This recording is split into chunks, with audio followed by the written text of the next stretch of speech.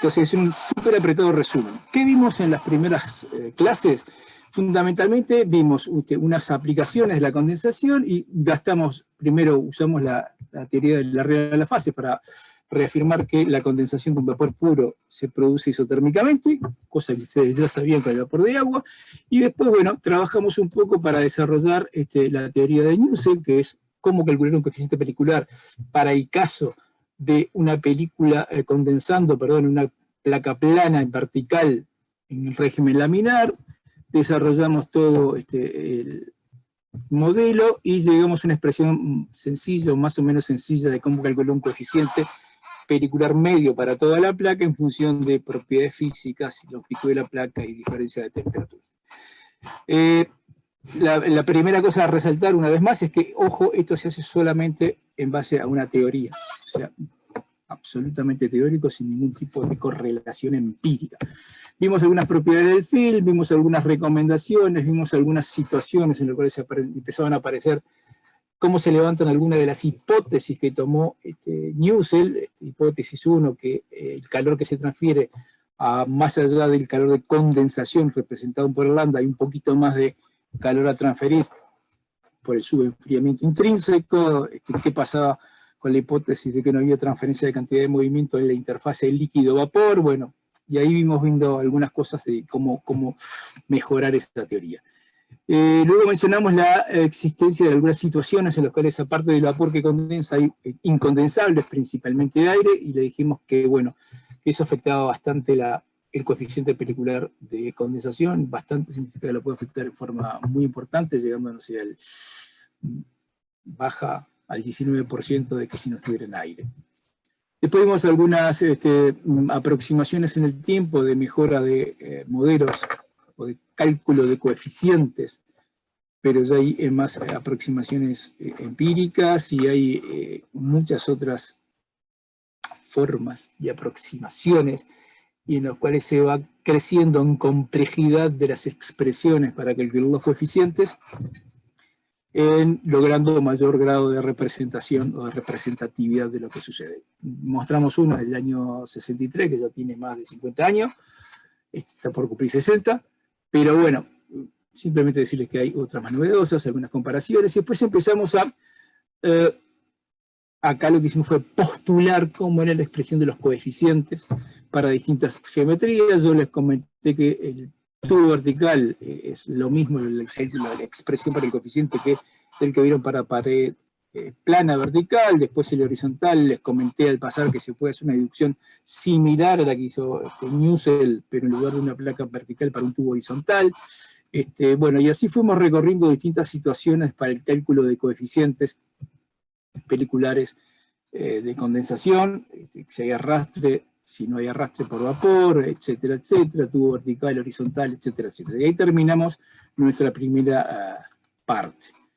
La segunda parte que vimos aquí, perdón, que no es esto, aquí. ¿No? Empezamos a ver el dimensionamiento, cómo poder responder. Primero vemos una clasificación y algunas características constructivas de estos equipos, y después focalizamos buena parte de nuestra clase anterior, que creo que fue bastante pesada para todo el mundo, en ver esto es solo condensa un vapor puro, de sobrecaliento y condenso y subfrío, el equipo estaba horizontal, el equipo está vertical, qué pasa si es 1-1, qué pasa si es 2-1, qué aproximaciones hago, etcétera, etcétera, etcétera. Y destacamos dos métodos para poder abordar el dimensionamiento que son, no son lo mismo, pero son equivalentes. Uno puede tomar uno, tomar otro. Y bueno, el método balanceado, el método por zonas, y estuvimos viendo algunas situaciones. Y creo que esencialmente ahí terminamos nuestra clase pasada. No, terminamos viendo cómo calcular o estimar pérdidas de carga, porque se admiten menos pérdidas de carga en condensación que en calor sensible. Y bueno, y ahí terminamos nuestra clase. Repito la pregunta, ¿alguna cosa que no haya quedado muy clara de esto que acabo de sobrevolar así a 1000 kilómetros por hora? Bien. Entonces, comencemos así. vamos a la primera clase, por ejemplo. Y vamos a pararnos en esta diapo. En la primera clase, una de las argumentaciones de la importancia de esta operación, vimos algunas aplicaciones, y ahora vamos a reenfocarlas desde este análisis. Cuando uno tiene un ciclo de refrigeración, en ese caso, el vapor que tenemos que condensar es un vapor puro. Será un freón, que es lo más habitual en los ciclos de refrigeración. Antes se usaba amoníaco como fluido de refrigeración, pero en todos los casos era un vapor puro. Misma historia en los ciclos de potencia. En los ciclos de potencia uno tiene una caldera que genera vapor de agua y se cierra el vapor de agua. Hay algunas otras aplicaciones en las cuales no para ciclos de potencia, pero en plantas en lugar de tener un generador de vapor se usan fluidos isotérmicos, se los evapora para lograr temperaturas mayores y lo que se condensa es ese fluido, aceite de calefacción, perdón. Fluidos especiales, pero también es un producto puro. ¿tá? Y los evaporadores, que es lo último que lo vamos a empezar a estudiar la semana próxima, ahí generalmente también hay un solo componente que es vapor de agua en casi todos los casos, y entonces lo que llega al condensador es un vapor puro y se aplica todo lo visto hasta el momento. Pero hay un par de situaciones en las cuales el vapor que llega al condensador muy probablemente no sea un vapor puro. Típico caso en las torres de destilación y o en la parte de recuperación de aromas y sabores, que lo que llega al condensador normalmente no es un producto puro, sino que hay varios componentes presentes. Entonces lo que vamos a intentar ver en esta clase es cómo manejar esa situación, entendiendo por manejar esta situación cómo dimensionamos estos equipos y cómo analizamos lo que allí pasa.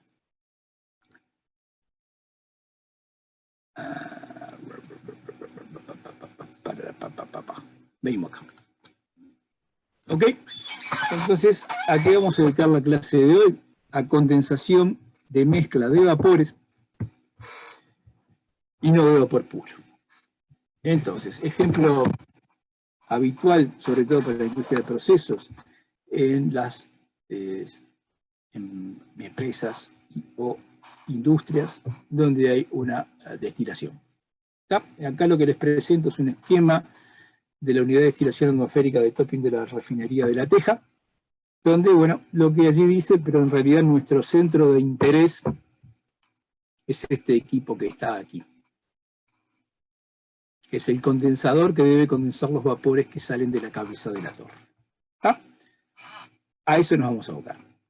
Entonces vamos a hacer una comparación de lo que vimos hasta ahora, condensación de vapores puros, con lo que tenemos que abordar en la clase de hoy.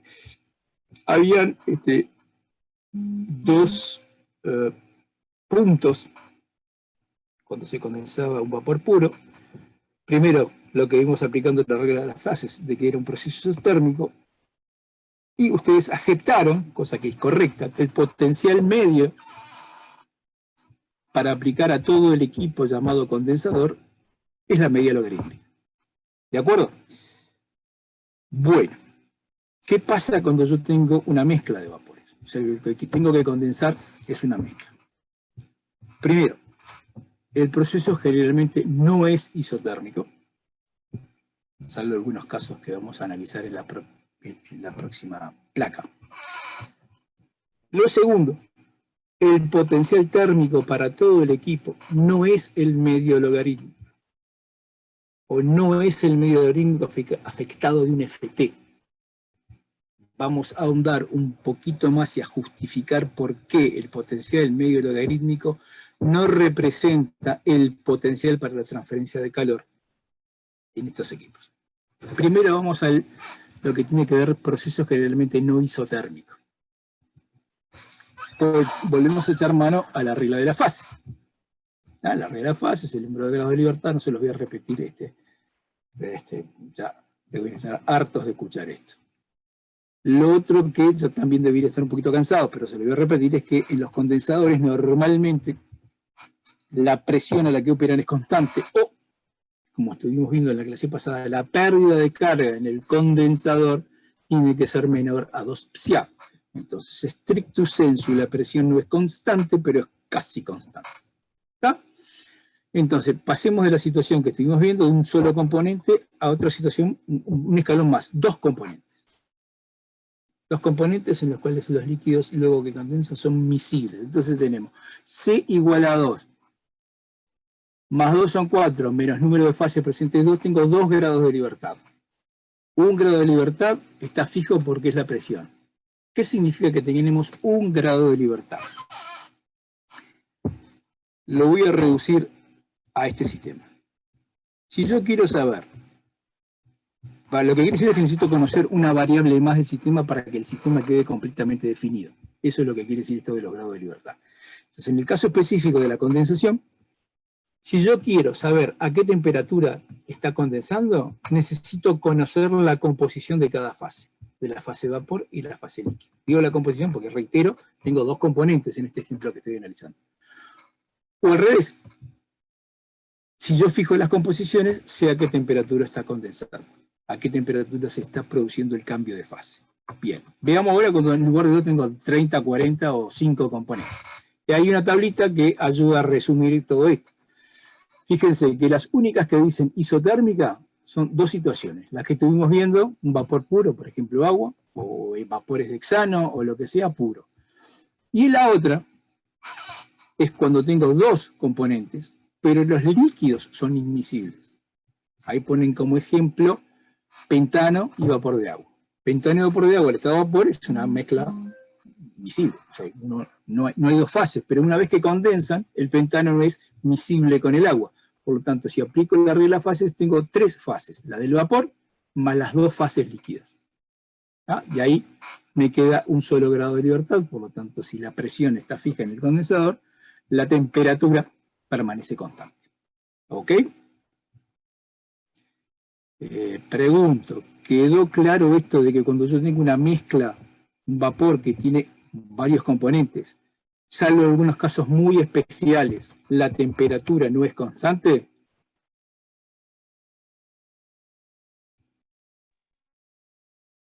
Hola. Sí. Bárbaro.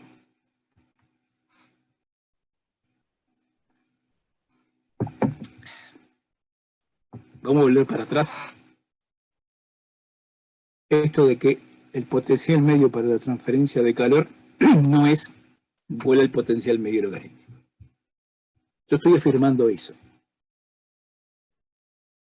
¿Quién de ustedes me sabe contar, decir o explicar por qué hasta ahora, en lo que ustedes han visto para transferencia de calor en intercambiadores, en distintos tipos de equipos, el potencial para la transferencia es el potencial medio logarítmico, a veces afectado de algún FT o de cosas por el estilo?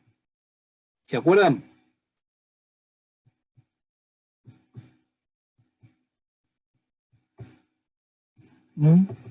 Silencio de radio. Muy bien, estoy llamando a la profesora Seki en este preciso instante para decirles que tienen que perder todos el curso de transferencia de calor y masa 1 porque no recuerdan esta clase. Ahora por lo menos recuerdan la diapo. ¿Alguno que tenga memoria fotográfica? Porque te varía la temperatura del agua dentro de tubos. Sí, y eso. Estoy de acuerdo que la temperatura del agua dentro de tubos varía. Sobre eso no tenemos ningún punto en debate. La pregunta es, en un condensador, que yo uso agua para refrigerar, también varía la temperatura del agua dentro de tubos, ¿no? Y si yo estoy condensando, a ver, el ejemplo más clásico, va agua por tubos, que es el fluido frío, y por la camisa va un fluido...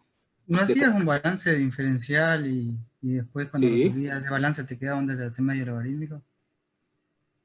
Bien. Diferencial de calor, pero usted exoneró transferencia de calor y masa 1, el resto lo perdieron todo. Vamos a ver ese balance. Primero un comentario, dentro del comentario de esta foto, esta imagen no la tenía yo presente, pero me parece fantástica para explicar una cosa. Suponga por un instante que eso es un condensador, o sea que lo que está entrando por aquí arriba es un vapor puro para no complicarla con ninguna otra consideración. y uso agua en tubos para realizar la condensación. ¿Les parece que esto va a funcionar bien?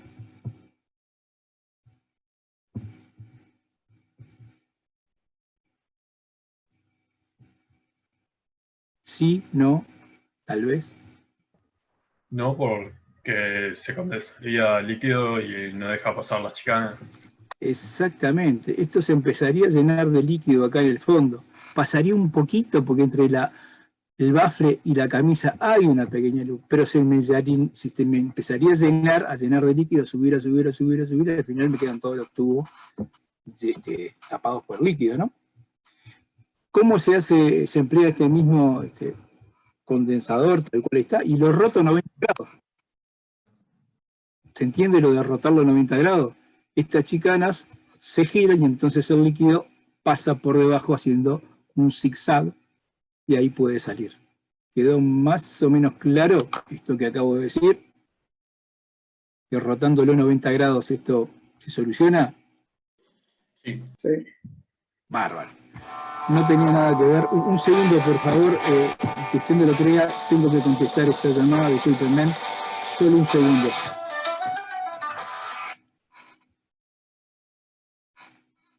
Un segundo, por favor, ya contesto. Ay, Dios mío.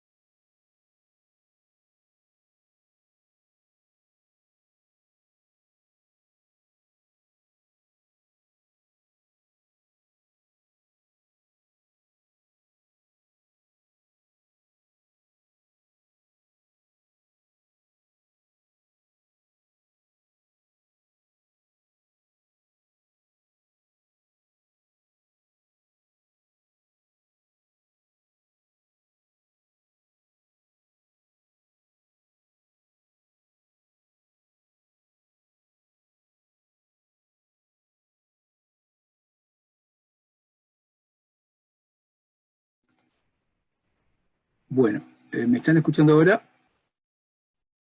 Sí. Bueno, disculpas por la llamada, pero la tenía que atender sí o sí, porque si no iban a ocurrir algunos hechos inconvenientes. Así que retomo la presentación. Estábamos en esto que rotábamos 90 grados y vamos a ver el balance de calor que algún compañero de ustedes lo mencionó. ¿Está? El balance de calor, clarísimo. La ecuación de transferencia de calor, el UMTD, MTD la medio logarítmico, entonces se planteaban unas transferencia en un flujo completamente, perdón, una transferencia en contracorriente pura. Llegaban a esta expresión, que el área total es la integral de esto que está aquí, y luego decían que el calor transferido es igual al flujo por el sup por el diferencial del fluido caliente y W sup por el diferencial del fluido frío. ¿Ah? Y bueno, y de ahí llegaban a esto. ¿Qué es lo que no se cumple cuando yo condenso una mezcla? Y esto es lo novedoso y esto es lo que van a comprender que complica y mucho el dimensionamiento de estos equipos. Está claro que el agua que estamos usando como fluido refrigerante, el cambio de temperatura refleja la cantidad que intercambia. O sea que esto, supongamos que el W chica es el flujo de agua, se sigue cumpliendo. Pero este otro, o sea, la variación de temperatura de la mezcla, esta que yo estoy condensando, no está asociada a la cantidad de calor que transfiero, sino que está fija por equilibrios termodinámicos. ¿Ah? Lo vamos a ver con mayor grado de detalle, pero esencialmente esto que les acabo de decir, esta no igualdad, repito, esta no igualdad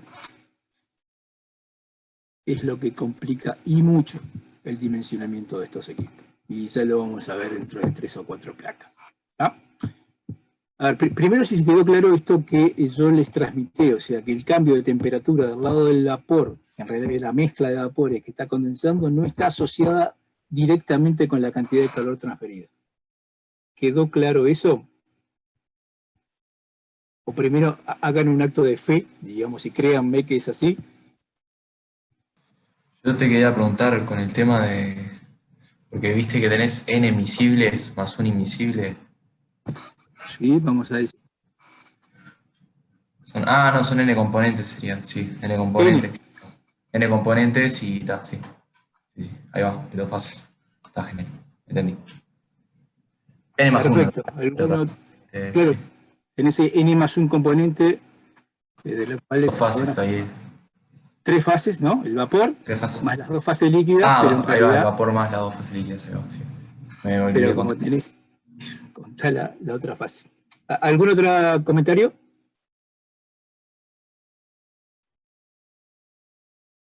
Bien. Entonces, voy a hacer machacón en esto. Van a ver todos los problemas que nos genera que el cambio de temperatura de la fase de vapor, que tiene una mezcla de vapores, no esté directamente vinculada con la transferencia de calor realizada. Vamos a abocarnos en las próximas diapos a eso. Comencemos primero por definir para un vapor o una mezcla, ya sea vapor o líquido de componentes, un par de definiciones, o 3. Punto de ebullición inicial, o temperatura de ebullición inicial.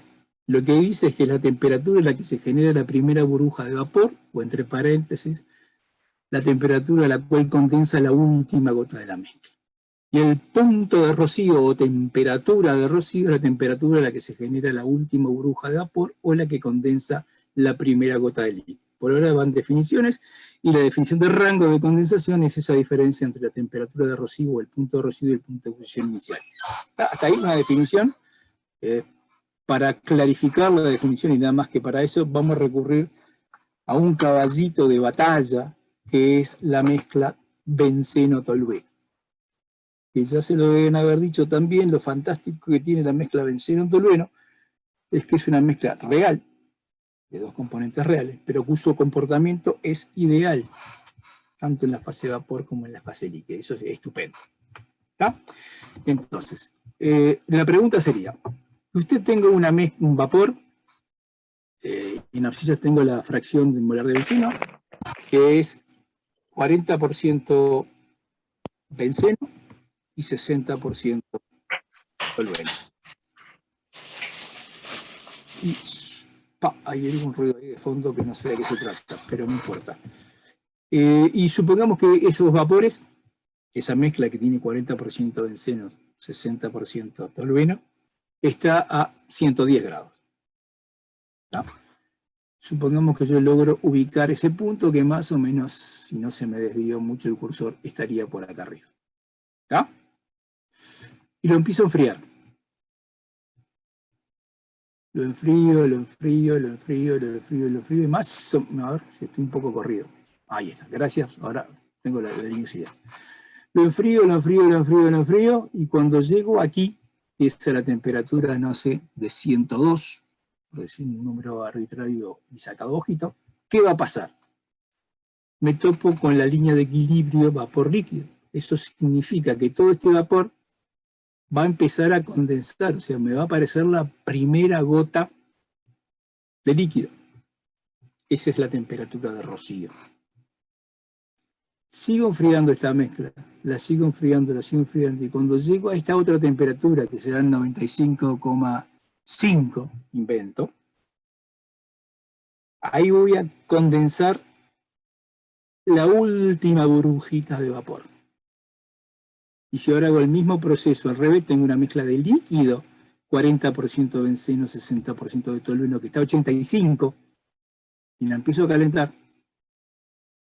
Cuando llego a la temperatura de 95, algo, se me va a producir la primera burbujita de vapor.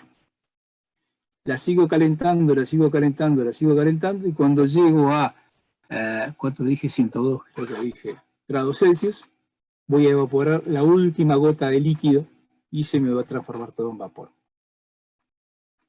¿Quedó claro la definición de temperatura de rocío y temperatura de ebullición inicial? Sí. Bárbaro. Sigamos ahora. El rango, en este caso, sería la diferencia entre 102 y 95 con un poco. ¿Está? Bárbaro. Vamos a hacer un breve repaso de vuestros conocimientos adquiridos en físico-química, no me acuerdo cuánto, de las relaciones de equilibrio vapor-líquido. ¿Está? Y empecemos por lo más trillado. Ley del alto. La presión total es la sumatoria de las presiones parciales, y a su vez la presión parcial es igual a la presión total por la fracción molar del componente. Idealidad en fase líquida. La presión parcial del componente es igual a la presión del puro por la fracción molar del puro. ¿Está? Bueno. Esto ya deben estar también bastante cansados de haberlo visto. Entonces, cuando las mezclas tienen comportamiento ideal tanto en su fase líquida como en su fase vapor, o sea, la mezcla se comporta idealmente, entonces la fracción molar del componente I en el vapor es igual al cociente de la presión parcial del puro de ese componente por la fracción molar del puro en el líquido sobre la presión total. ¿Está? Y a esto se le define XI. Bárbaro. Si en lugar de una mezcla binaria uno tiene una mezcla de 10 componentes y los 10 componentes son ideales, perdón, se comportan como una mezcla ideal, lo que significa, supongamos que en la mezcla hay pentano, propano, hexano, decano, benceno, tolueno y alguno más. ¿Está? Lo que diría si esto se comporta como una forma ideal es que la fracción de benceno en la fase gaseosa es igual a la presión del puro, de benceno puro, a la temperatura en cuestión, dividido la presión total. Perdón, dividido la presión total por la fracción de benceno en el líquido. Eso es lo que está diciendo. Voy a decir lo que no dice. O sea, ¿qué pasa si el comportamiento no fuera ideal? Primero, empiezan a haber interacción entre los componentes. Entonces, esta relación no se verá afectada si el benceno en esa mezcla está acompañado por pentano en mayor o menor proporción, y si hay interacciones, o no hay interacciones, o aparece propanol, o cosas por el estilo. Si nos empezamos a partir de la idea, dejan de cumplirse estas relaciones.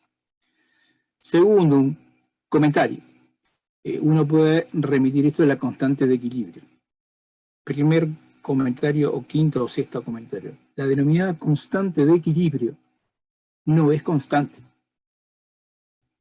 Si yo me lo refiero a una mezcla ideal, la presión parcial del puro depende de la temperatura.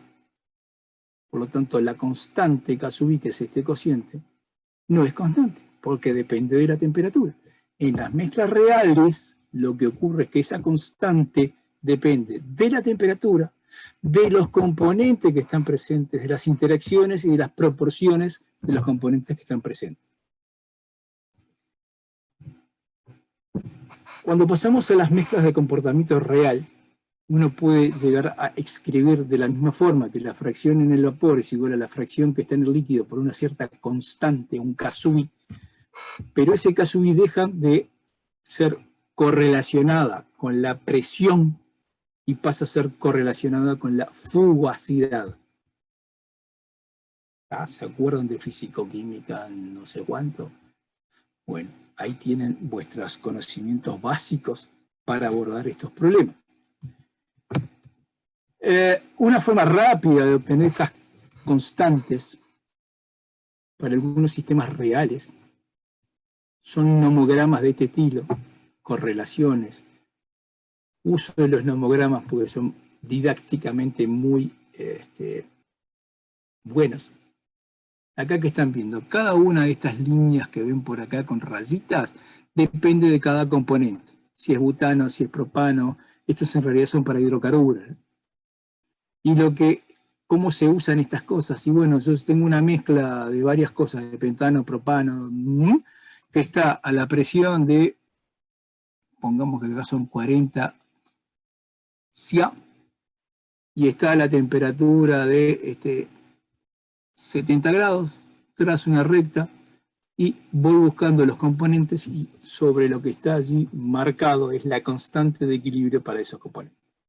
A poco que yo cambie la presión o cambie la temperatura, va a variar el valor de la constante. ¿Ok? Bien.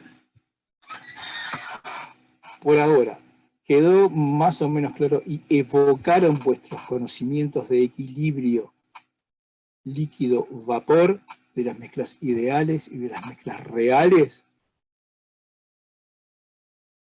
Silencio. Si no lo... Ahí alguien dijo algo, pero no escuché. Profe, yo. Ahí. Se escucha muy mal, hay un ruido raro, pero adelante. ¿Será que puede explicar de vuelta la gráfica donde estaba el butano y el tolueno? ¿Cómo no? Vamos para atrás. Acá está la gráfica, esto que es la curva de equilibrio líquida y de vapor de la mezcla benceno-tolueno. Y ahora escucho tu pregunta o comentario. El punto de rocío era cuando tocaba la línea del vapor, digamos, ¿no? Correcto. Y el punto de ebullición inicial es el de la línea azul. Correcto, es esto. No me había quedado muy claro. Porque yo ahí había notado Bien. que era cuando condensaba la última burbuja de vapor. Claro, porque esto no lo puede ver. A ver, lo puede ver yendo desde que vengo enfriando o que voy calentando. La definición, si ustedes se fijan entre paréntesis, lo que está indicando es si yo estoy enfriando o estoy calentando. Lo voy a reiterar de nuevo. Si yo tengo una mezcla de benceno-tolueno que está a 85 grados y tiene esta proporción 40% de benceno, 60% de tolueno, a 85 grados, lo que me dice este diagrama de equilibrio que es un líquido. Es una mezcla líquida a la presión de una atmósfera, ¿no? Faltaba nada más y nada menos decir a qué presión. Si yo empiezo a calentar,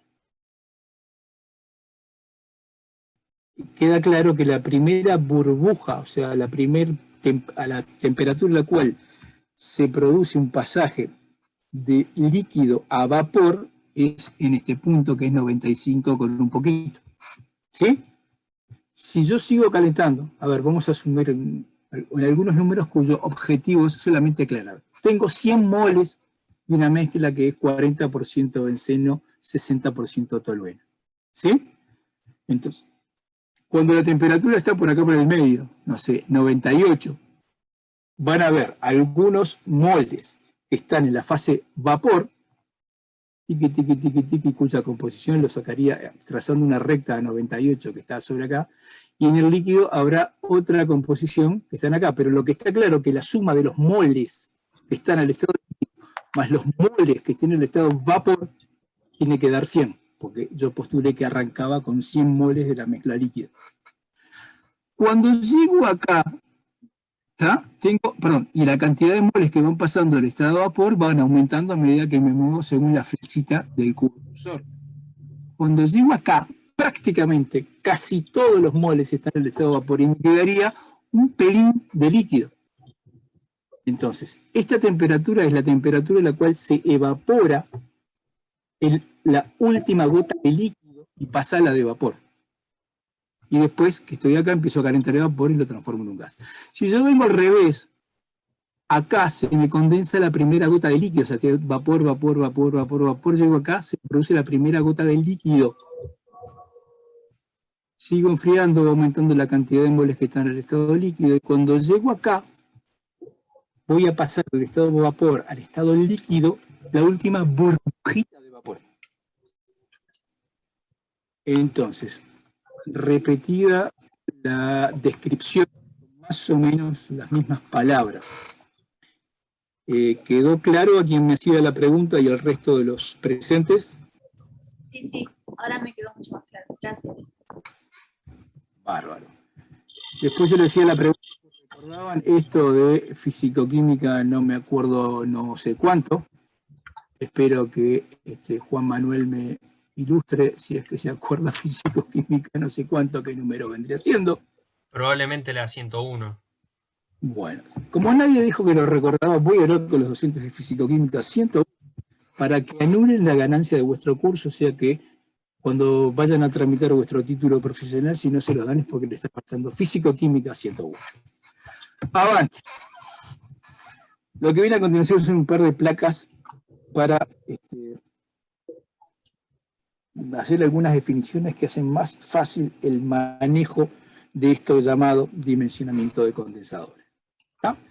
Entonces, la primera cosa es que cuando uno trabaja con dimensionamiento de condensadores es más útil representar las fracciones por los cocientes de los moles. O sea, la fracción del componente I son los moles del componente I que está en el estado de vapor, dividido todos los moles que están en el estado de vapor, y bueno, análisis similar para el líquido, ¿no? Los moles del componente I que están en estado líquido, divididos los moles totales del vapor. Donde B sub I, L es y B y L y los subíndices son los totales. Dicho esto, una definición de notación. Se le suele notar con Y mayúscula, ¿tá? El número total de moles o el número total de moles del componente I de la mezcla que ingresan al equipo. Dicho esto, ¿por qué le echamos mano a esto? Y porque si ingresan 100 moles por hora en alguna parte del condensador, la suma de los moles que están al estado de vapor, más los moles que permanecen, digamos, aún al estado de vapor, más los moles que ya están al estado líquido, la suma tiene que dar 100. Y si en esa mezcla, suponiendo que venían 100, ¿no? Perdón. Y si en esa mezcla de 100 moles por hora ingresaban 40 moles por hora de benceno, o del componente que fuere, en alguna parte del equipo llamado condensador, si de esos, ¿cuánto dije? 40 moles, están todavía 23 al estado vapor, entonces 17 ya están al estado líquido. Entonces lo que hice acá fue poner alguna nomenclatura tanto particular, pero básicamente lo que estoy haciendo son balances de masa, totales o balances del componente I. ¿Sí? Bien. Sustituyendo todas las definiciones, uno llega a la relación entre los moles del componente I, que todavía está en el estado vapor, en función de la constante de equilibrio de los moles del componente I que están todavía en el estado líquido, y la relación entre moles totales que están en el estado vapor y el estado líquido. Lo que es un reordenamiento de todas las ecuaciones, de las definiciones que hay. No tiene ningún misterio. Entonces, primero, antes de pasar a la parte final, digamos, de la clase de hoy, una justificación de por qué nos tenemos que meter en este lío. Si yo tuviera que decir una definición un poco burda de qué son estos diagramas de equilibrio, y volví al diagrama de equilibrio benceno-tolueno, me están dando información de cómo linkeo la temperatura con la composición en este sistema. ¿Está? Por lo tanto, si yo quisiera saber qué composición tengo en una mezcla benceno-tolueno a una atmósfera, que originalmente era un vapor que tenía 40% de benceno, y digo, bárbaro, cuando la temperatura sea 98, volvemos al 98. ¿Cuántos moles voy a tener de estado de vapor y cuántos moles voy a tener de estado líquido? ¿Y qué composición va a tener el líquido y va a tener el vapor? ¿Está? Bárbaro. Responder a esa pregunta, si yo tengo este diagrama a la vista, simplemente es trazar una rayita por acá en el 98 y leo y hago los balances. ¿Queda claro lo que estoy proponiendo o diciendo? ¿Quedó claro o no quedó claro? Sí, quedó claro. Bárbaro. Ahora supónganse que ustedes tienen 30 componentes. No solo tienen benceno y tolueno, tienen 30. Pregunta o comentario 1. Difícilmente en dos ejes ustedes pueden representar esto. Tienen 30 componentes. ¿Sí? Difícilmente encuentran un diagrama de equilibrio para esos 30 componentes. Por lo tanto, ¿por qué tenemos que meternos a hacer estos cálculos? Bueno, porque haciendo los balances de masa totales y de componentes podemos establecer estas relaciones. Y la pregunta que podría surgir es, uy, ¿para qué me sirve hacer todo esto? Bueno, le sirve para saber a qué temperatura hay en cada punto de ese condensador, desde que ingresa una mezcla totalmente al estado vapor y sale la mezcla totalmente al estado líquido. ¿Qué pasa ahí adentro? ¿Qué pasa ahí adentro en dos dimensiones? ¿Cómo van condensando las cosas? O sea, ¿cómo se van cumpliendo estos balances? Que me permiten saber en cada punto de ese condensador cuál es la composición. ¿Y para qué quiero saber la composición de la fase de vapor y la fase líquida en cada punto? Para poder saber qué temperatura hay ahí. ¿Y para qué quiero saber la temperatura que hay ahí? Porque la variación de temperatura no se correlaciona con la cantidad de energía que transfiere. Y por lo tanto, si yo tengo que dimensionar ese equipo, tengo que recurrir a algún método que me lo permita hacer. O sea, poder definir un potencial para la transferencia en ese sistema. ¿Para qué? Para seguir aplicando la clásica ecuación de que el calor total que yo quiero transferir o debo transferir es igual al área total del equipo por el coeficiente de condensación, por un potencial que se puede aplicar a todo el equipo. No sé si por lo menos le transmití el por qué hay que meterse a hacer todo esto. La razón primigenia es porque el cambio de temperatura de la fase vapor, de una mezcla de vapores, cuando está condensando, no se correlaciona directamente con el calor intercambiado. Esa es la esencia de todo esto. Entonces tenemos que desarrollar un método para ver cómo es esa curva de condensación. La curva es, definimos la temperatura de ebullición inicial y definimos la temperatura de rocío. Lo que sabemos es que la temperatura del sistema va a recorrer desde una punta a la otra, desde la temperatura, estoy condensando, ¿no? Desde la temperatura de rocío hasta la temperatura de ebullición inicial. ¿Cómo es esa curva? ¿Es una recta que según uno de los dos puntos tiene otra forma? Bueno, van a ver que es necesario tenerlo. Entonces, supongamos que el planteo clásico de estas cosas es el planteo clásico de un dimensionamiento. ¿Se acuerdan que yo les hablé la clase pasada? Ustedes ya lo saben que hay como que dos formatos clásicos. Tengo un proceso y dígame usted cómo es el equipo que necesito para hacerlo, o al revés, tengo este equipo, tengo un proceso y le pregunto, ¿este equipo me sirve?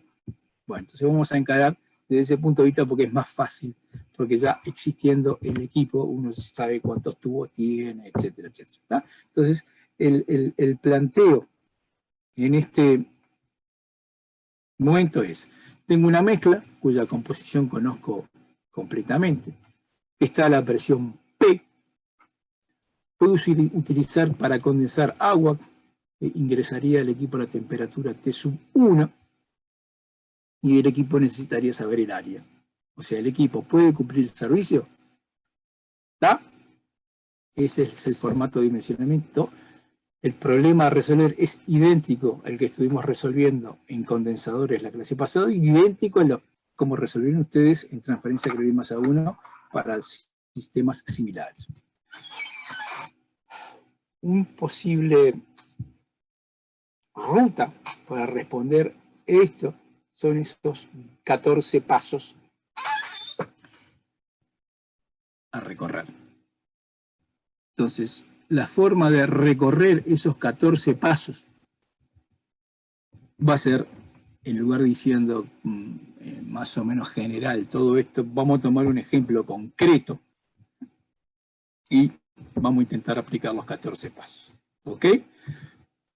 Entonces, vamos a tomar el ejemplo 13.3 del texto CAM. ¿Está? Entonces, el ejemplo en este 13.3 lo que tiene es, hay un vapor que sale de una torre de destilación que opera 50 CA, que contiene únicamente hidrocarburos saturados con la siguiente composición.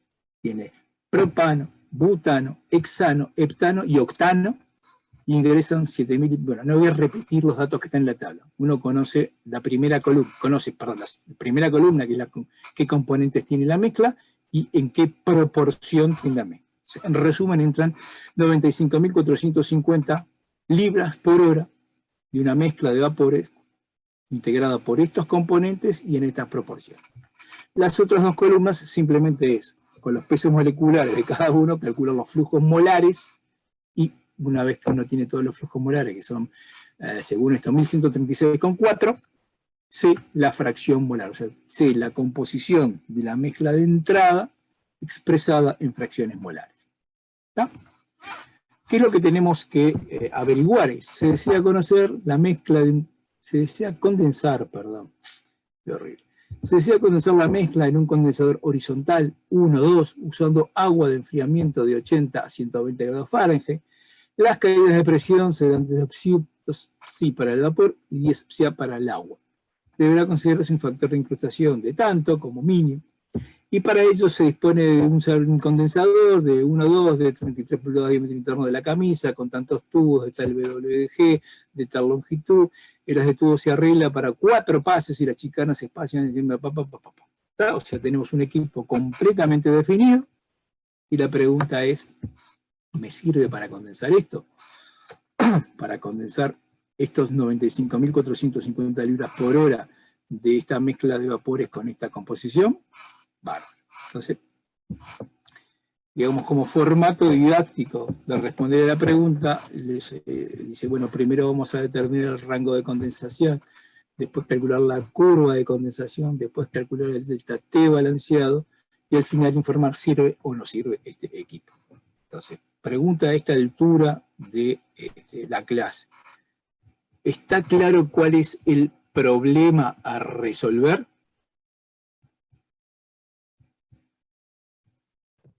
Sí. Bárbaro. Vamos a ver ahora cómo resolverlo. Paso 1, calcule el punto de rocío. ¿Está? ¿Cómo calculamos el punto de rocío? Como allí indica este loop de iteraciones. Supongo una temperatura de rocío. De algún lado obtengo los valores de K sub i para esa temperatura, ¿no? En este caso nosotros podríamos recurrir a este nomograma que acá en la imagen se lee horrible, pero lo que nos decía era que la presión era de 50 psi y supongo una temperatura de no me acuerdo cuánto acá, la primera vuelta, o al final termina cerrando en un número de 283 grados Fahrenheit. Bueno, con esto les quiero decir que fijo los 50 psi, meto una temperatura de por acá, tiro la recta y empiezo a sacar para cada componente cuánto vale K sub i. ¿Ah? Por lo tanto, con el K sub i, como conozco el I sub i, la hipótesis que hago es la primera gota de líquido que condensa no altera la composición del vapor. Está claro la hipótesis que estamos haciendo. A pesar de que condense una gota, una microgota o un qué sé yo,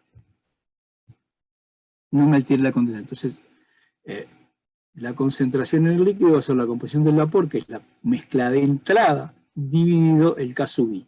Y si la temperatura que supuse es correctamente la temperatura del punto de rocío de la mezcla, lo que se tiene que cumplir es que la sumatoria de las fracciones molares en la fase líquida tiene que ser igual a 1. Si no me da 1, supongo otro, y si me da 1, sí. ¿Está? Una pregunta y un comentario. ¿Está claro el procedimiento para calcular la temperatura de rocío?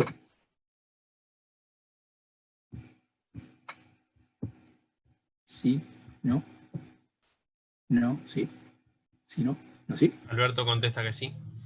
Bien, Alberto, gracias por la respuesta. Y ahora un comentario. Voy a hacer una afirmación y les voy a preguntar si alguna vez la escucharon. La afirmación es: cuando yo tengo un vapor que es una mezcla de componentes, primero condensan los más pesados y luego al final condensan los más livianos. Ante esta afirmación, la primera pregunta es: ¿lo escucharon alguna vez o lo leyeron alguna vez?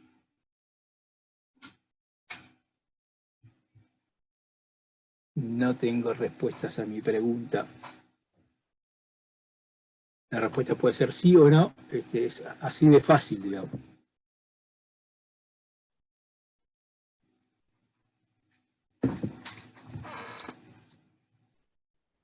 Hola.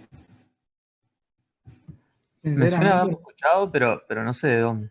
Bien, por lo menos alguna vez tal vez lo escuchó. Bien. ¿Qué les parece? ¿Es verdad o es mentira? Claramente es mentira. ¿Por qué?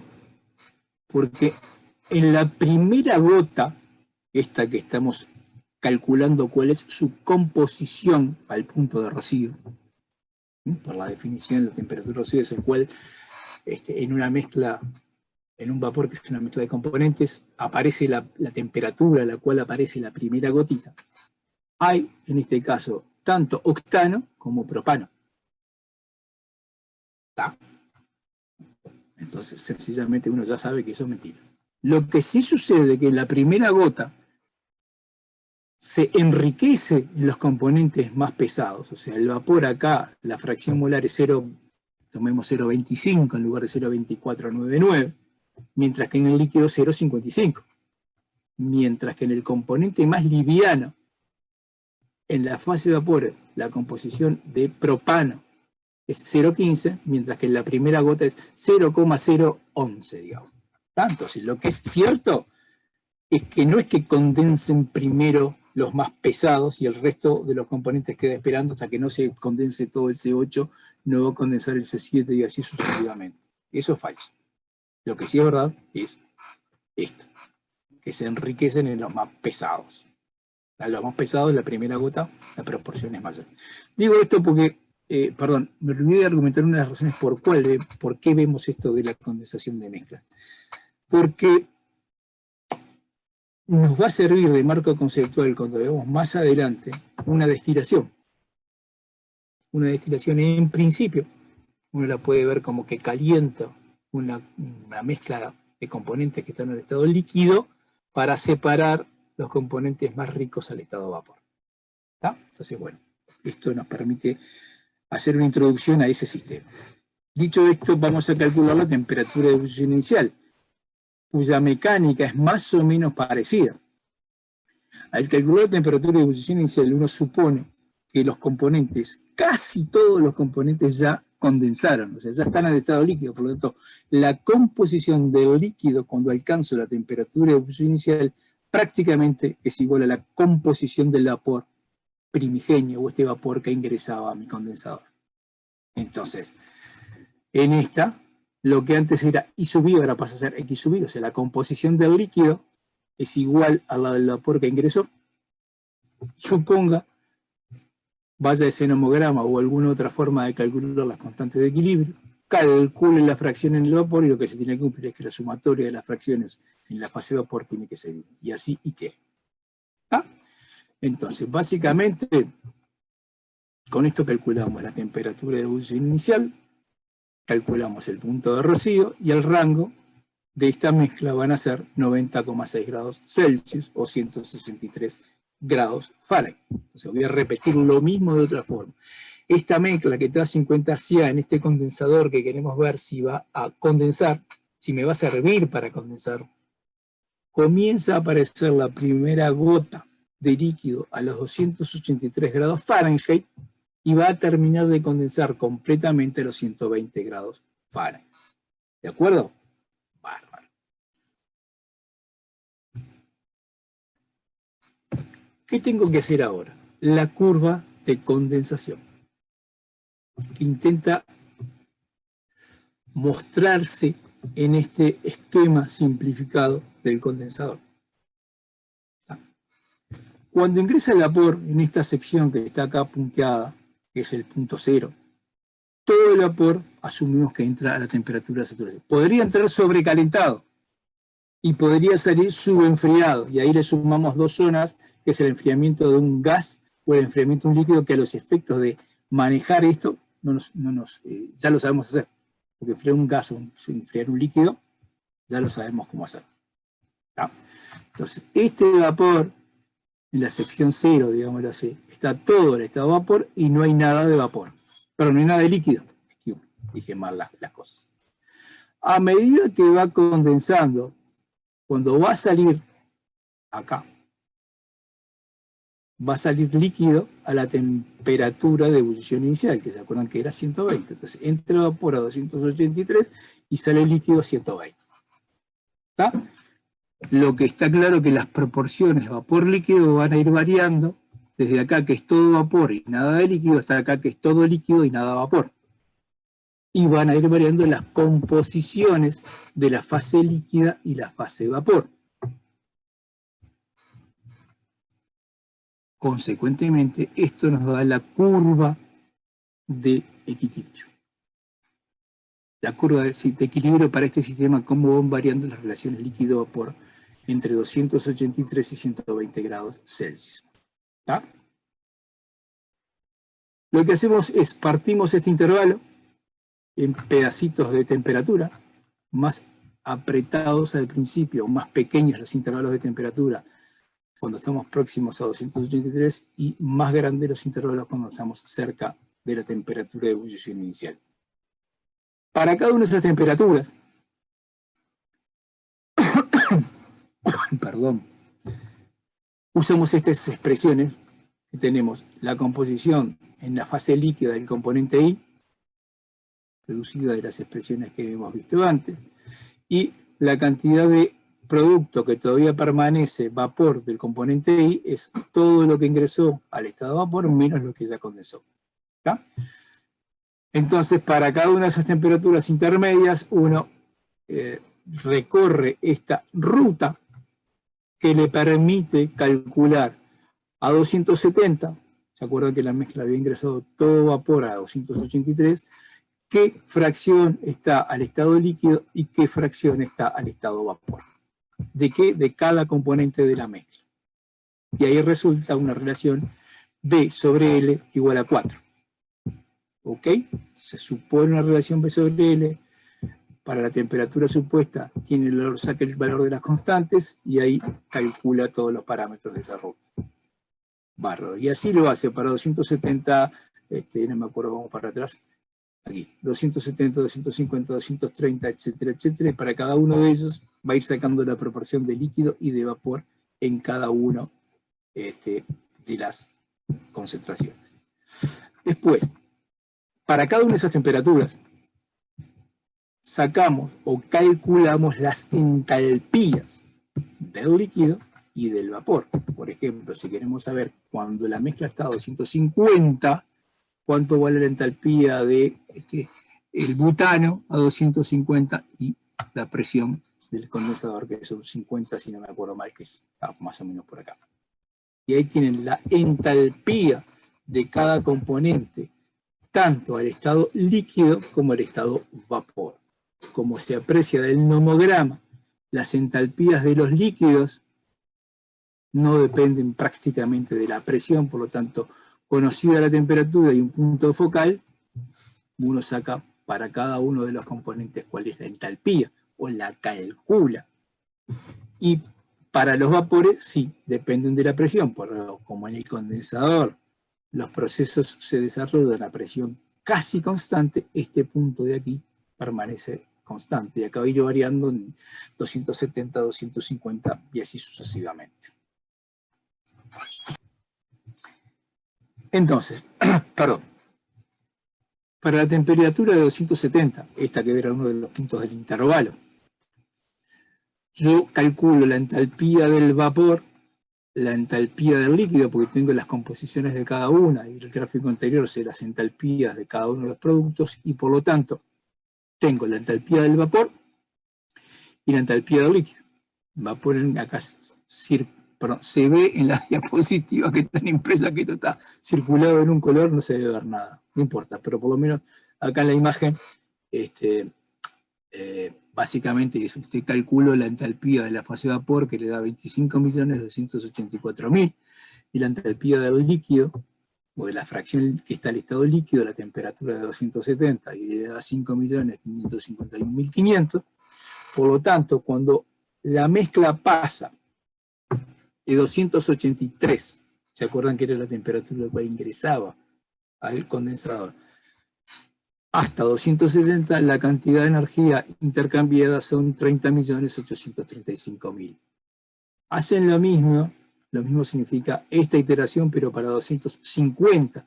Obtiene las composiciones de la fase líquida y la composición de la fase vapor, van a esta cosa y por lo tanto pueden construir otra serie de valores idénticos a estas anteriores, pero ahora cuando son 250. Entonces, cuando la mezcla condensa y pasa de 270 a 250, acá tienen la entalpía de la fase de vapor, la entalpía de la fase líquida, y ven cuánto transfirieron de energía, que fueron 27.042.400.000 BTU por hora. Y así sucesivamente para todos los intervalos de temperatura.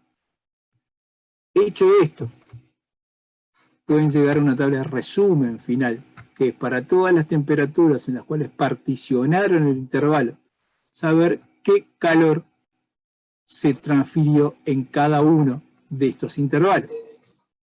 ¿Está? Entonces, la sumatoria de todos los calores que se intercambiaron en el condensador, que son 21.203.000 BTU por hora.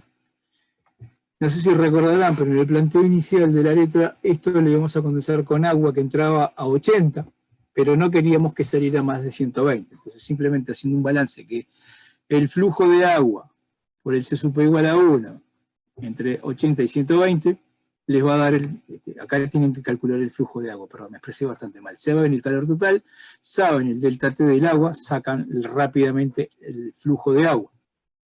Y una vez que tienen el flujo de agua, pueden calcular cuando el agua ingresa a 80, en el primer intervalo que recibe los 3.803.900 pasa de 80 a 87, en el segundo intervalo pasa de 87 a 90, pueden saber las temperaturas del agua.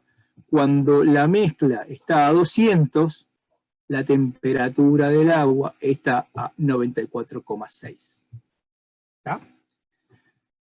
Conocida la temperatura del agua en cada punto, correlacionada con la temperatura de la mezcla gaseosa, perdón, la mezcla que está condensando en cada punto, uno saca lo que se define es el delta T promedio. El delta T average o promedio es el potencial que tengo en una punta más el potencial que tengo en la otra punta dividido 2. O si quieren esto, 283 más 270 menos 120 menos más 113,4 dividido 2. Quedó claro que este es el potencial promedio. Con el potencial promedio van a sacar el Q sobre delta T para cada intervalito. Y ahí vamos a lo que habíamos visto cuando introdujimos el método de dimensionamiento de condensadores. Se acuerda que estaba el método por zonas y el método global por coeficientes globales o balanceados, que se definía un delta T balanceado, que era el cociente del calor total dividido los Q sobre delta T para cada zona. Estábamos hablando de un vapor puro. Bueno, acá el concepto es lo mismo. La delta T balanceada para todo el equipo es el calor total, estos 21.203.000, dividido la sumatoria de los Q sobre delta T para cada uno de los intervalitos.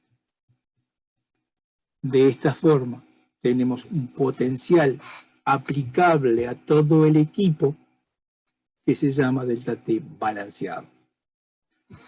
Si yo hubiera tomado el potencial medio logarítmico, que es esto que está acá en amarillo, calculando esto, ¿no? 283 menos 120 dividido, perdón, menos 120 menos 80, el logaritmo que yo, me da un potencial de 87,6. El potencial es más o menos un 13% mayor que eso. ¿Ok? Entonces, rebobinando un poco, ¿por qué hay que hacer todo esto? Porque la variación de temperatura del lado del vapor no se correlaciona con el Q transferido del lado del vapor. Como verán acá, el Q transferido es 3 millones y pico, 3 millones y pico, 2 millones y pico, 3 millones y pico, 3 millones 900, y los intervalos de temperatura no son todos iguales. Y esa es la explicación de por qué hay que hacer todo este procedimiento. Entonces acá lo que intento mostrar es la temperatura del perfil del agua. Sí sigue un perfil más o menos lineal, en el cual tiene que ver con la temperatura transferida, mientras que las temperaturas de la mezcla gaseosa no varían proporcionalmente. ¿Está?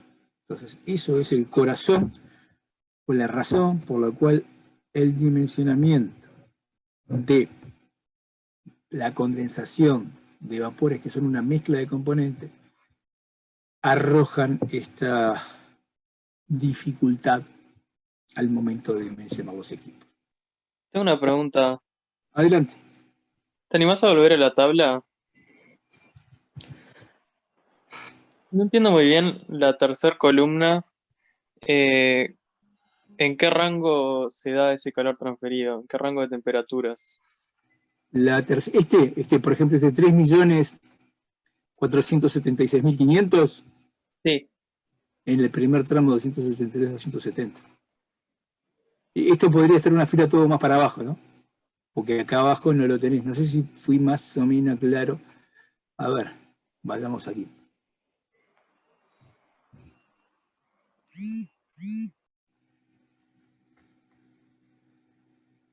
¿Sí? Sí. O sea, todas estas 1, 2, 3, 4, 5, 6 filas podrían estar todas corridas más para abajo, que es el intervalo 283, 270, es esto. Entre 270 y 250 es esto, y así sucesivamente. ¿Ok? Bien, era eso, sí. Gracias. De nada. Bueno, una consulta sobre las particiones de la temperatura. Adelante. En los pasos que pusiste, de los 14 pasos, decía más o menos 20 grados Fahrenheit. Pero ahí va aumentando el intervalo. ¿Eso sí, es por algo eso especial? es porque en general varía más. La variación de temperatura es más importante al principio. Al principio significa cuando entra todo el vapor y empieza a condensar, que al final. Pero no deja de ser de una aproximación. Fíjate, acá tenés 40, 40, 30, 20, 20, 13. Esos números que acabo de decir es la diferencia o el tamaño del intervalo de temperatura. No hay ninguna regla legal. Si hacemos un ejercicio sobre esto, tomamos 20-20 o vamos así progresivo. Tomen 20-20, que es más que suficiente. Impecable. Gracias. ¿Sí? ¿Alguna otra cosa, perdón?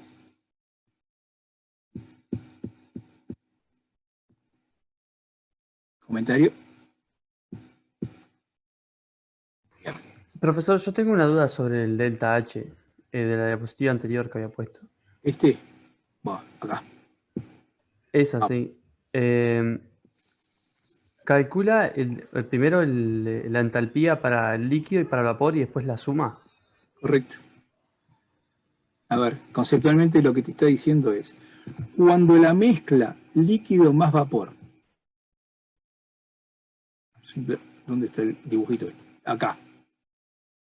En este punto vos tenés algunos moles de los distintos componentes que están en el estado líquido y algunos moles del que todavía permanecen en el estado vapor. ¿Sí? Primero vayamos por la aproximación intuitiva física. Bárbaro. La mezcla, o sea, vapor más líquido, ¿qué entalpía tiene? Ah, claro, es esa suma que calcula ahí. Cuando la temperatura es 250, o sea, pasamos de acá, del punto 1 al punto 2. La misma pregunta. Bueno, primero la misma afirmación, van a ver hasta algunos moles que están en el estado líquido, otros que van a seguir en el estado vapor. Está claro que debería aumentar el número de moles al estado líquido porque estás condensando.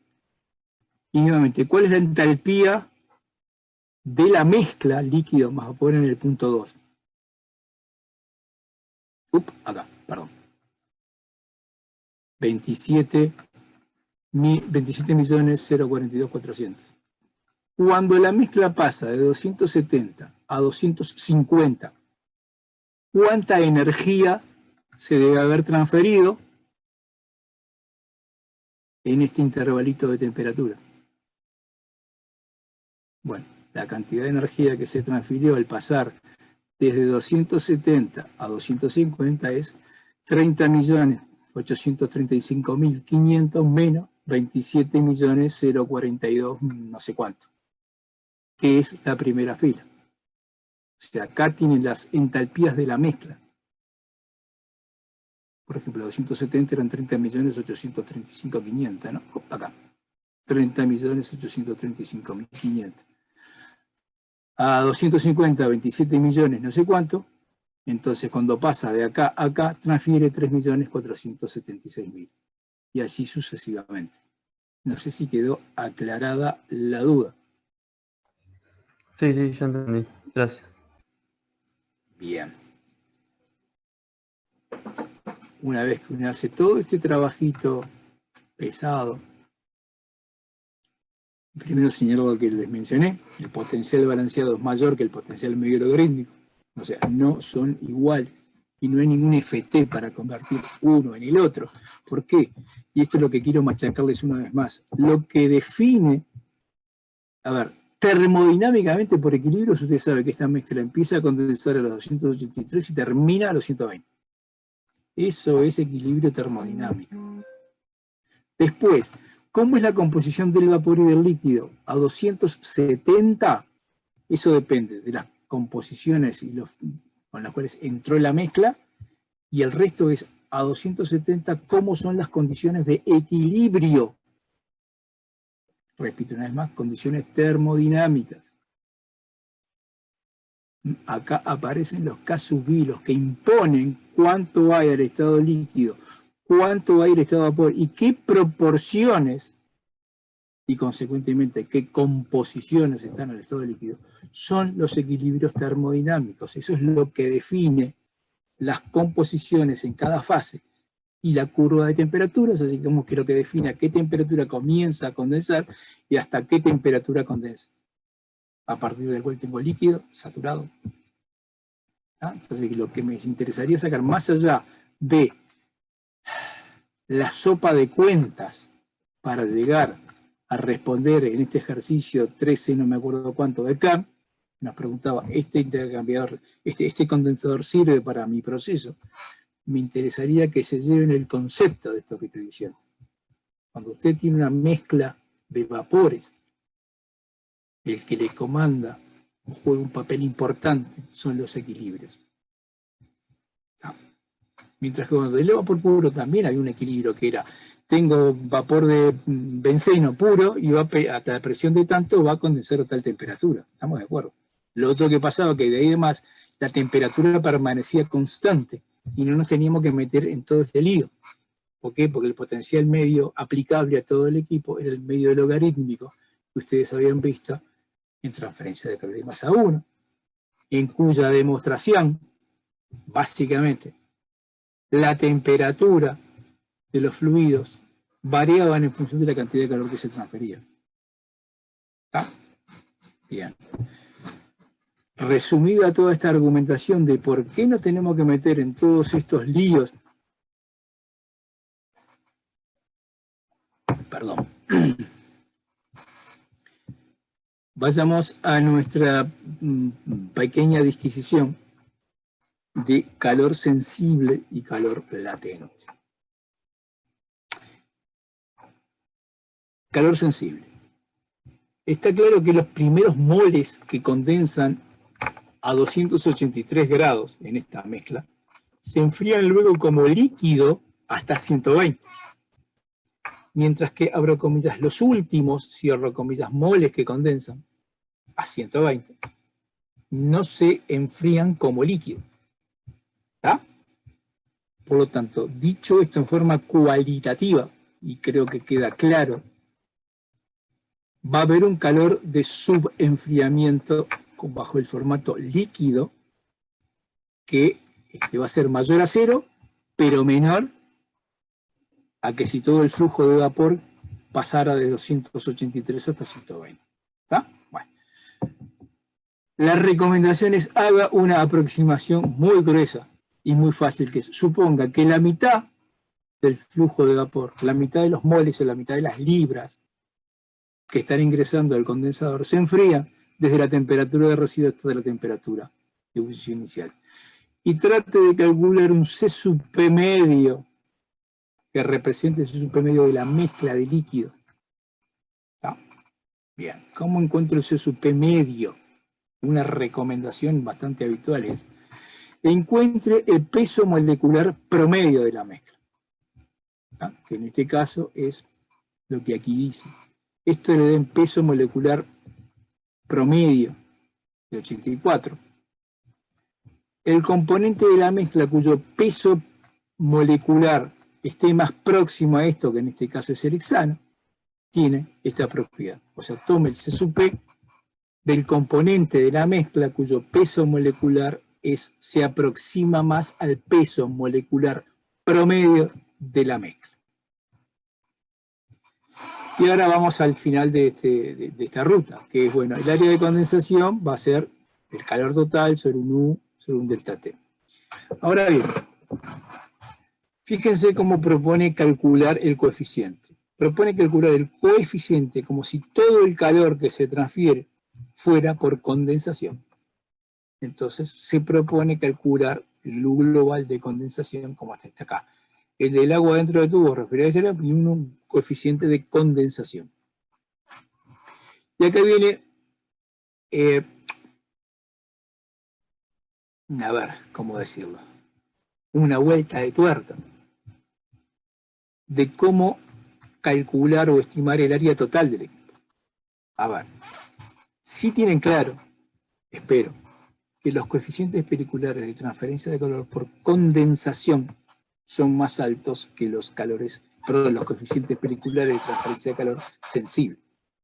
Por lo tanto, como yo calculo el área, suponiendo que es todo de condensación, todo significa, perdón, por el calor de condensación, lo incremento al área de condensación por 1 más la relación entre el calor sensible y el calor de condensación, que es la diferencia entre el calor total y el calor sensible.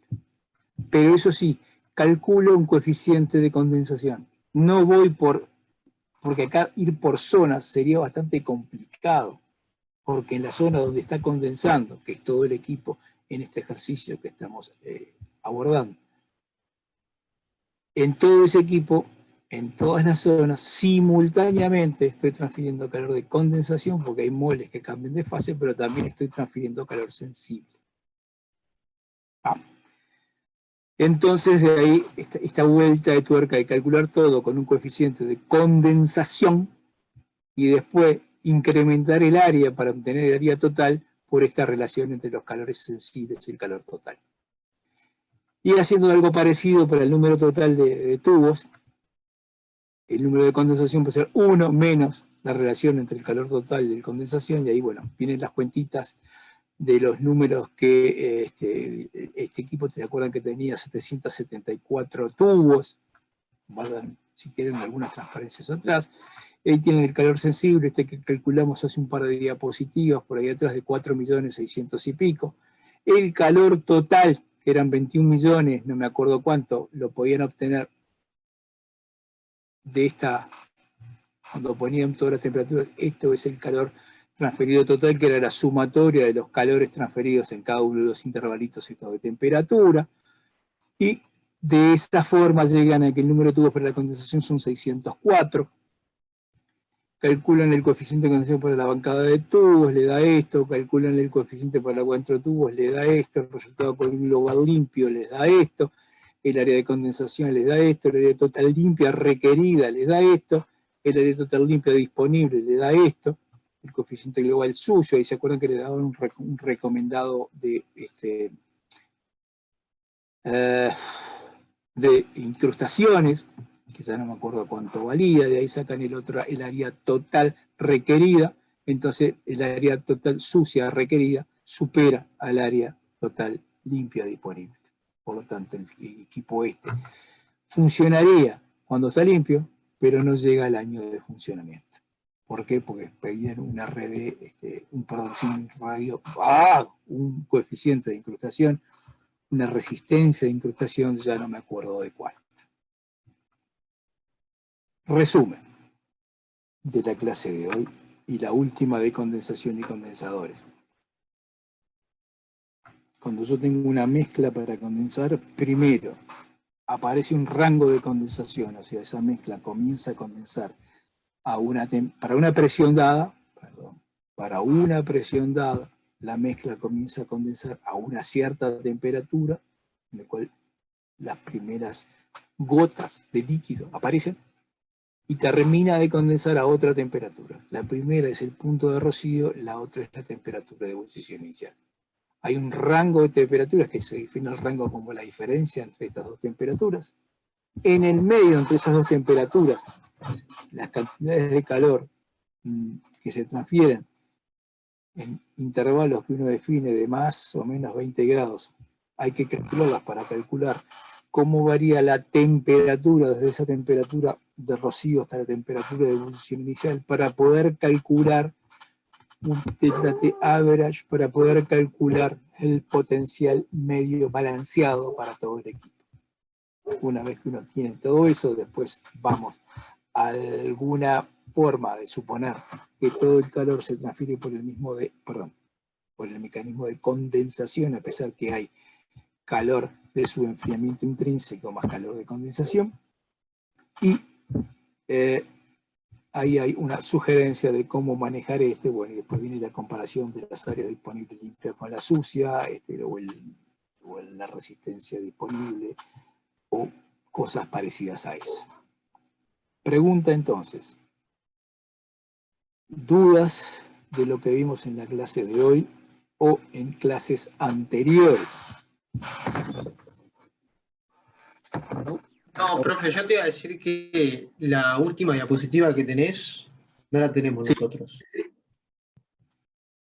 La 34, la última de la final. ¿Esta? Esa. Bueno, gracias por decirlo. Bueno, pasaré a formato PDF todo esto. No sé, pero un comentario para que me haga una respuesta tipo, sino en el pasado lejano, los estudiantes imprimían en papel los archivitos que le dejábamos colgados. Eso implicaba que tratábamos de reducir a tener más de una diapo por página, típico ejemplo, 4 diapos por página, y la pasábamos a blanco y negro. La pregunta es, ¿hoy siguen haciendo eso? Les explico por qué la pregunta. Porque si eso no es así, lo que hago paso tal cual en colores, como ustedes la están viendo en la pantalla en este momento, una diapo por página y les quedan colores. Ahora, si después eso lo van a imprimir, no sé, esto tiene 34 diapos a color, les representaría un costo importante. Entonces me gustaría hacer Yo creo que lo mejor es que las subas así, tal cual están, o sea, con color y todo, porque después nosotros cada uno podemos agarrar y si la queremos imprimir, poner 4 diapos por página, blanco y negro, lo que sea. Pero para leerlo es más práctico tenerlo en grande y tal. Perfecto. Lo haremos así para estas diapos de condensación y para las futuras así. Cualquier cosa, si la subís en formato de PowerPoint, nosotros podemos abrirlo en PowerPoint y nosotros podemos sacarle el fondo. También es otra opción. Pues si las envías en PDF, la recibimos como PDF. Si las envías como PowerPoint, la abrimos y si la quieren imprimir sin el fondo, nosotros tenemos la opción ahí de quitarle el fondo. Es otra opción también válida. No sé cómo es eso, tengo que probarlo respecto al tamaño de los archivos, ¿no? Si lo paso a PDF, yo sé que se reduce el tamaño. Si lo dejo tal cual PowerPoint, no sé qué pasa, pero eso de las restricciones por la capacidad de almacenamiento en la plataforma EVA, pero no sé, podemos probarlo y después si no recibimos algún rezongo de los administradores de la plataforma, intentaremos parcharlo. Perdón, una sugerencia es que se suban de a una, pero sin fondo directamente, si las querés poner como PDF. Así no tenemos que andar imprimiendo todo, porque nos sale negro, pero nos sale mucha tinta igual con eso azul ahí. O sea, si vos la subieras de a una, pero sin fondo, nosotros la podemos agrupar e imprimir de a 6 o de a 4 por página, pero no gastamos tanta tinta con el color azul que sale negro. Entiendo tu preocupación, pero creo que la compañera que habló antes que tú, lo que proponía es que subiéramos ya directamente en formato PowerPoint para que la... Yo digo en caso que no se pueda. Ah, perfecto. No se pudiera que aunque sea ponerlo sin fondo de a una y nosotros les imprimimos de a la cantidad que queremos, pero sin el fondo. Ese era el... Perfecto. Yo lo que voy a hacer ahora es... No. Las voy a subir tal cual en PowerPoint y repito, si recibimos algún rezongo de los administradores, veremos después de cambiarlo del formato que vos decís que le borré el fondo. Bien. ¿Algún otro comentario?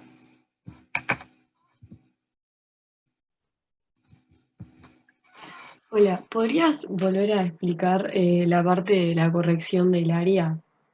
¿Cómo no? Gracias. Bueno, vamos a ver, estamos aquí. Vamos a ver, creo que la diapo viene siendo esta. Acá.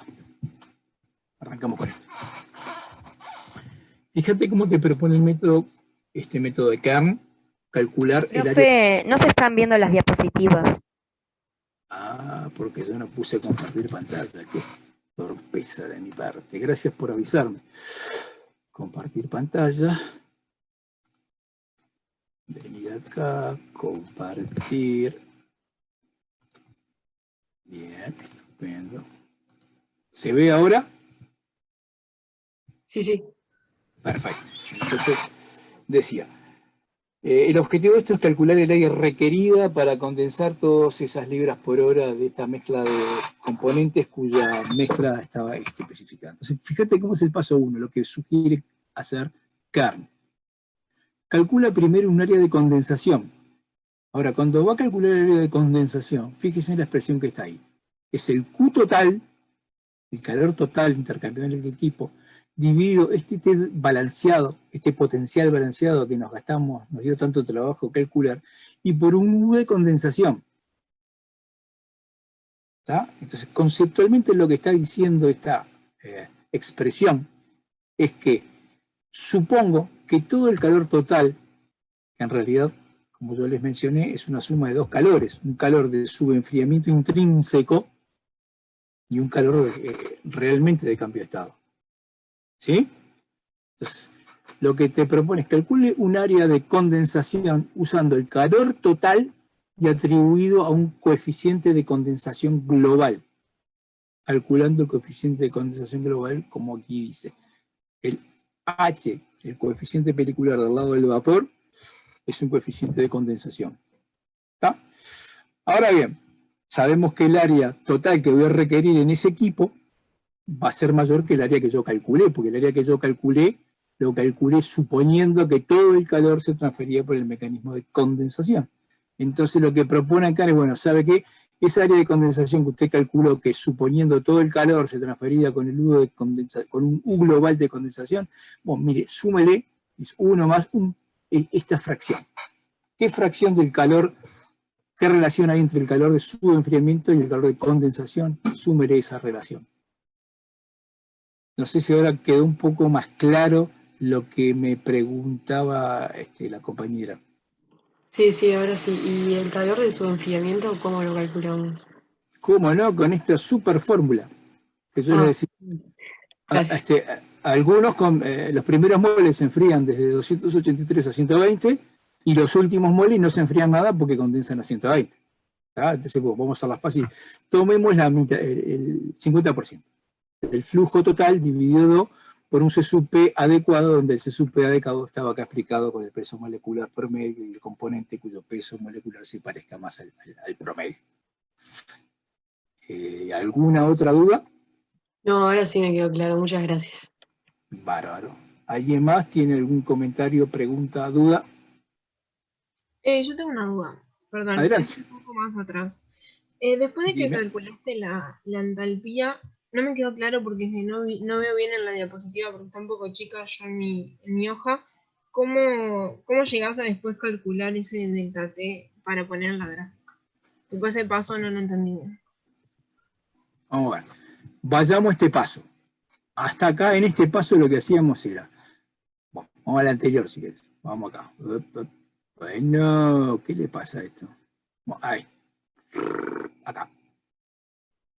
Me vengo a esta porque es muy gráfico y creo que didácticamente fija muchas ideas. ¿Tá?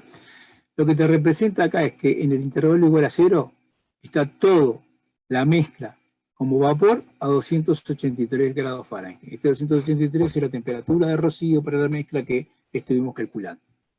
Particionamos y cuando se llega a 120 está todo bajo al estado líquido, temperatura de ebullición inicial de la mezcla. En el medio, entre 283 y 120, van a haber moles al estado de vapor y moles al estado líquido en distintas proporciones.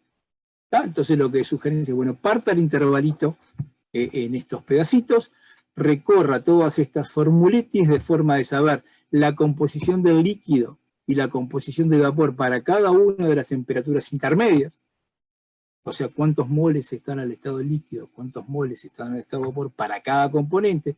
Con eso, y recorriendo las entalpías al estado líquido y al estado de vapor, para cada una de las temperaturas y a la presión total de operación, sacan las entalpías para cada componente, y con las entalpías de cada componente, ¿tá? Usted puede calcular la entalpía. Cuando la temperatura es 270, la entalpía del vapor de cada uno de los componentes, la sumatoria de todos le da la entalpía de la fase de vapor y calcula la entalpía de los líquidos, con lo cual tiene la entalpía total de la fase líquida. Si suma la entalpía de la fase vapor más la entalpía de la fase líquida, lo que les da la entalpía de la mezcla líquido más vapor, en este caso 270. Reitera todo el procedimiento a la otra temperatura y entonces saca cuánto vale la entalpía de la mezcla cuando la mezcla líquido más vapor está a 250 grados. Y hace eso sucesivamente para las distintas temperaturas. Con esas entalpías de la mezcla a las distintas temperaturas, lo que sabe es que cuando pasa de esta temperatura a esta temperatura, transfiere, bueno, la diferencia entre esto y esto, que es entre 34.312.000 y entre 30.835.500, la diferencia deberían ser, si está bien dicho el cálculo, 3.476.500, y así sucesivamente. ¿Hasta ahí va más o menos claro? Sí, ahí sí. O sea, es como que por eso me falta un número, por ejemplo, en la de calor, porque como que está corrido. para arriba. Yo lo que comentaba es que estas, ¿cuántos son? 1, 2, 3, 4, 5, 6 filas. Puedo bajarlo una fila y entonces entre 283 y 270 transfiero 3.400.000, pero lo pongo acá. Y así me queda por acá. Es un problema de cómo ordenar la tabla, yo qué sé. Esta tabla está robada del señor Cano, o sea que yo no me tomé el trabajo ni siquiera de pasar los números. Bueno, hasta ahí, entonces tenés claro cuánto calor se transfiere en cada uno de estos intervalos. ¿Sí? Vale. Sí. Paso al número 134. Si tenés los calores en cada intervalo, sumás los calores de todos los intervalos y sabés el calor total que se transfiere en el equipo. Cuando pasás de una mezcla de estado vapor de 200 a 283 grados Fahrenheit, terminás con una mezcla líquida a 120. La sumatoria de todo esto te da el calor total transferido. ¿De acuerdo? Bien. Con ese calor total transferido, la letra del ejercicio lo que te decía que lo vas a condensar usando agua, que va a entrar a 80 y va a salir a 120. Eso lo decía la letra del ejercicio, digamos. Que suele ser algo razonable, porque difícilmente si uno tiene un circuito de refrigeración, le interesa que la temperatura del agua supere los 110, 120 grados Fahrenheit. Y los 80 grados Fahrenheit suele ser una temperatura razonable que sale de una torre de enfriamiento. Entonces de ahí no es antojadizo lo de 80 y 120, tiene ningún sentido. Pero más allá de esta disquisición, el calor total dividido el delta T del agua, suponiendo que el C sub P del agua vale 1, te da el flujo total de agua. ¿Sí? ¿De acuerdo? Sí, ahí sí. Bárbaro. Entonces, ¿qué tenemos? Que el agua entra a 80. ¿Tá? Y cuando el vapor pasa, o la mezcla de vapor más líquido pasa de 160 a 120, transfiere 3.803.000. Por lo tanto, como el flujo de agua es 530.000, el delta T del agua son 7,17 grados Fahrenheit. Por lo tanto, el agua que trabaja 80, le sumo 7,17 y bueno, me da 7,2. Entonces, pregunta número 4. Claro cómo estableces las temperaturas del agua entrando a 80 y saliendo a 120 cuando la mezcla varía su temperatura condensando desde 283 hasta 120. Sí. Bárbaro. Vamos al paso casi que final. Para cada uno de estos intervalos, o sea, cuando la mezcla pasa de 283 a 270 y el agua pasa de 113 a 120, calculo el delta T average, promedio, como gustes decirlo. ¿Cómo calculo este delta T promedio? Con esta formulita que está acá, que es la media aritmética. La media aritmética es, cuando la mezcla de vapor está a 283, el agua está a 120. ¿Cuál es la diferencia de temperaturas o el potencial en ese lugar? 283 menos 120. Cuando la mezcla está a 270, el agua está a 113,4. ¿Cuánto es el potencial entre esos dos puntitos? En ese punto, perdón, del equipo, donde la mezcla está a 270 y el agua está a 113, y bueno, 270 menos 113. ¿Cuánto es el delta T o el potencial promedio en ese intervalito? Y bueno, la diferencia, la suma de estos dos potenciales dividido 2. Hasta ahí está claro de dónde sale el cálculo de ese delta T average o potencial promedio o en el intervalito. Sí. Bárbaro. Ahora nos queda el paso final. ¿Cómo calculamos un potencial medio aplicable a todo el equipo? Porque estos potenciales son más o menos para cada intervalito. Una primera forma, así a la vez, decir, bueno, ya hago el promedio de todos estos y me va a dar algo parecido a eso. Sería una opción. Pero lo que te propone el método del delta T balanceado es el delta T balanceado, que el delta T balanceado es el potencial medio aplicable a todo el equipo, es en el numerador el calor total dividido la sumatoria de los Q sobre delta T en cada intervalito. La sumatoria de los Q sobre delta T son estos 210.410, que son los que aparecen aquí, y ahí se calcula el delta T balanceado, que básicamente, solamente para repetirlo un poquito más, es un número superior, en este caso, al potencial medio logarítmico. Si yo hubiera calculado la media logarítmica cuando el vapor entraba a 280, la mezcla de componentes, el estado vapor, entraba a 283 y se encontraba con el agua que estaba saliendo a 120, y que cuando el agua entraba a 80, se encontraba con la mezcla 120 y que le aplicaba la media logarítmica. Dicho todo esto, ¿respondí tu duda? Sí, ahora sí, muchas gracias. Bárbaro.